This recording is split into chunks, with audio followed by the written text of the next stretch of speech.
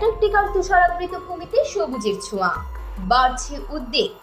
অ্যান্টার্কটিকার বরফাচ্ছন্ন অংশগুলোতে দ্রুত গতিতে উদ্ভিদ জীবন বৃদ্ধি পাচ্ছে। এটা বিজ্ঞানীদের মধ্যে উদ্বেগ সৃষ্টি করেছে। নতুন এক গবেষণায় দেখা গেছে এই অঞ্চলে চরম উষ্ণতার প্রভাব পড়ায় সবুজায়নের হার উদ্বেগজনকভাবে বেড়েছে। গবেষণাটি যুক্তরাজ্যের এক্সেটার ও হার্টফোর্ডশায়ার বিশ্ববিদ্যালয় এবং ব্রিটিশ অ্যান্টার্কটিক সার্ভের বিজ্ঞানীরা পরিচালনা করেছেন। শুক্রবার নেচার জিওসায়েন্স জার্নালে গবেষণার ফলাফল প্রকাশিত হয়েছে। বিজ্ঞানীরা স্যাটেলাইট চিত্র এবং তথ্য ব্যবহার করে অ্যান্টার্কটিক উপদ্বীপের উদ্ভিদ জীবন বিশ্লেষণ করেছেন। এই উপদ্বীপটি দক্ষিণ আমেরিকার দিকে প্রসারিত একটি দীর্ঘ পর্বতমালা এবং এটি বিশ্বগড়ের তুলনায় অনেক দ্রুত উষ্ণ হচ্ছে।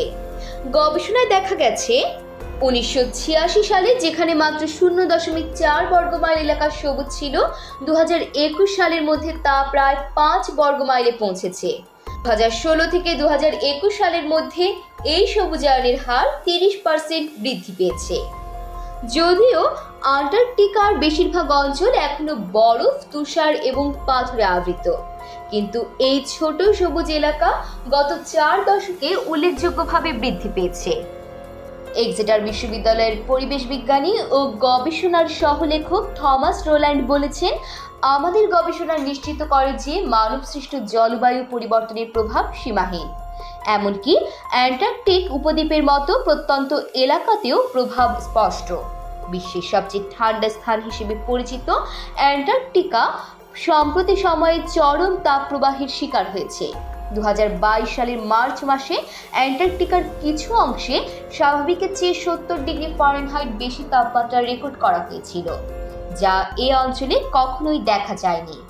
বিজ্ঞানীরা আশঙ্কা করছেন, বিশ্বব্যাপী জীবাশ্ম জ্বালানির দূষণ অব্যাহত থাকলে অ্যান্টার্কটিকায় উষ্ণায়ন চলতে থাকবে এবং সবুজায়নের হার আরও বৃদ্ধি পাবে।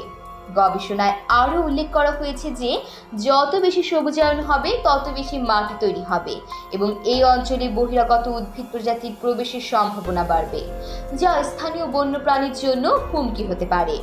এমন তথ্যবহুল সংবাদ পেতে চ্যানেলটি সাবস্ক্রাইব করে পাশে থাকুন। আর ভিডিওটি কেমন লেগেছে মন্তব্য করতে ভুলবেন না।